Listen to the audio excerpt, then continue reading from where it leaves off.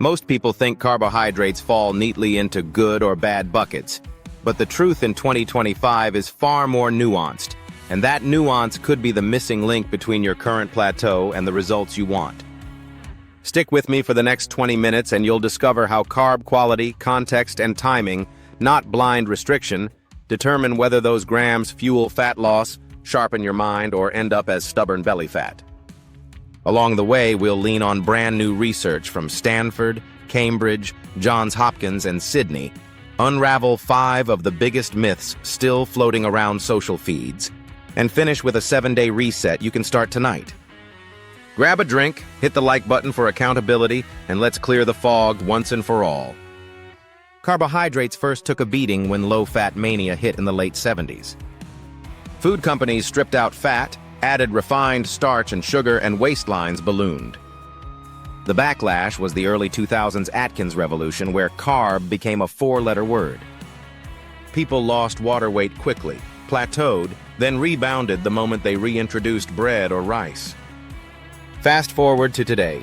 Keto zealots, plant-based endurance athletes, and ordinary folks are all shouting across the same comment sections, leaving most of us asking, do I embrace sweet potatoes or fear them?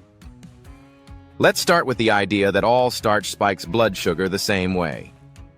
An experiment published this year in Nature Metabolism had volunteers eat 50 grams of carbohydrate from freshly cooked hot white rice. Then on another day, the exact same rice chilled overnight. The chilled portion, thanks to a phenomenon called retrogradation, formed resistant starch, slashed the glucose spike by half, and raised overnight fat oxidation by 18%. When you chill flexible grain carbohydrates like rice, pasta, or potatoes, the starch crystallizes into a form human enzymes struggle to break down. So the rice feeds your microbiome instead of your waistline. That means batch cook, chill, and gently reheat. You're still enjoying comfort carbs, but your insulin stays calmer. Another internet claim is that fruit sugar is basically soda sugar in disguise. Whole fruit does contain fructose, yet that fructose arrives in a fibrous matrix with phytonutrients, water, and potassium.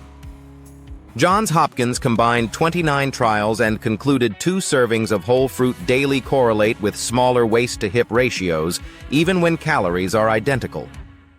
Blend the fruit into juice or puree and those cell walls shatter. What was once a slow-release carb becomes a blood sugar rocket.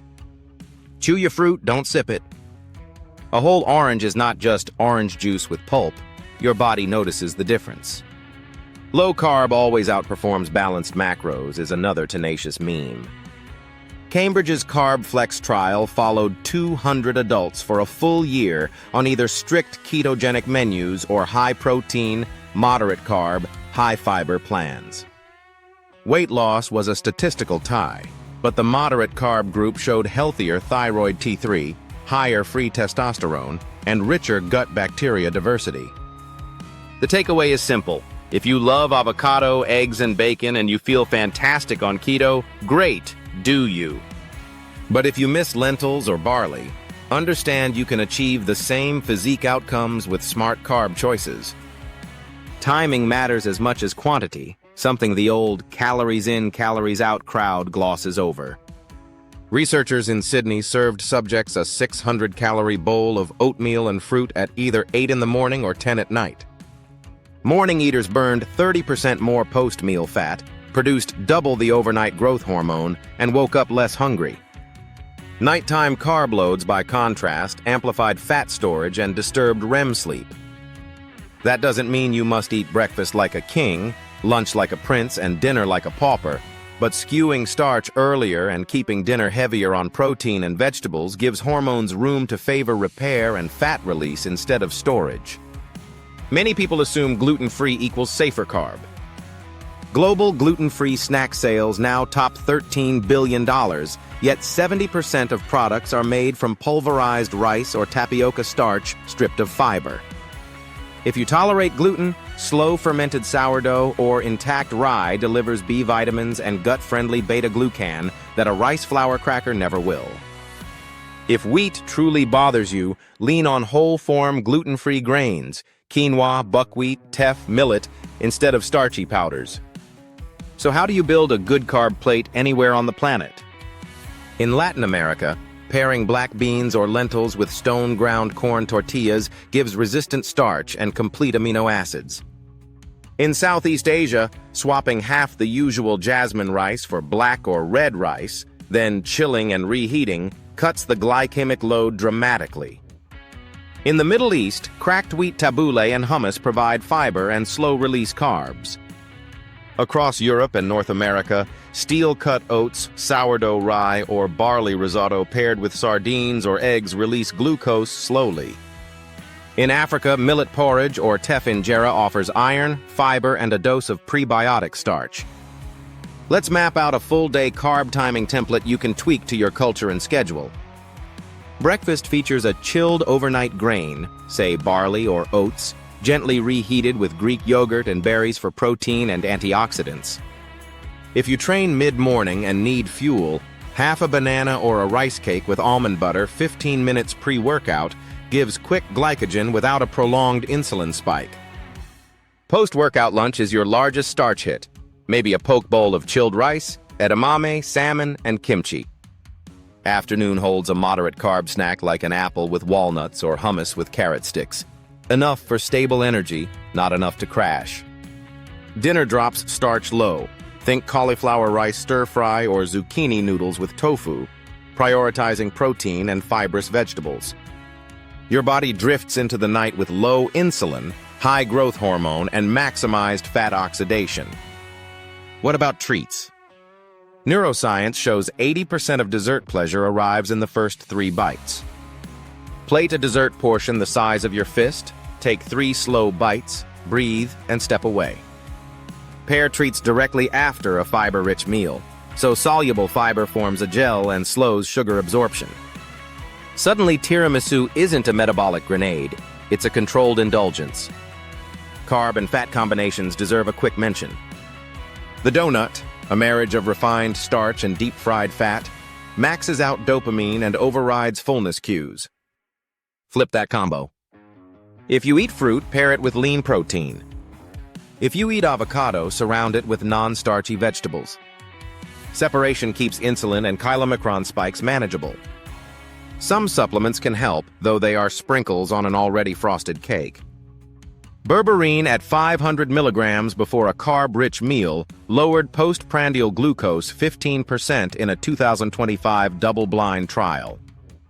Resistant starch powder stirred into water 30 minutes pre-meal dulled the insulin area under curve by 22%. 10 milliliters of apple cider vinegar in water reduced spikes up to 30% in a multi-study meta-analysis. Use them if you want an extra edge, but remember, whole food fiber, protein, and timing are your foundations.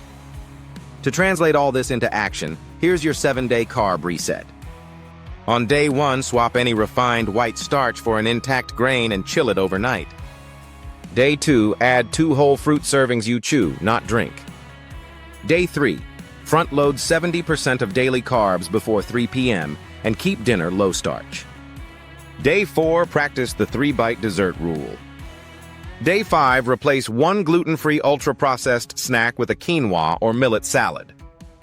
Day 6, test berberine or vinegar before your highest carb meal, especially if you track glucose.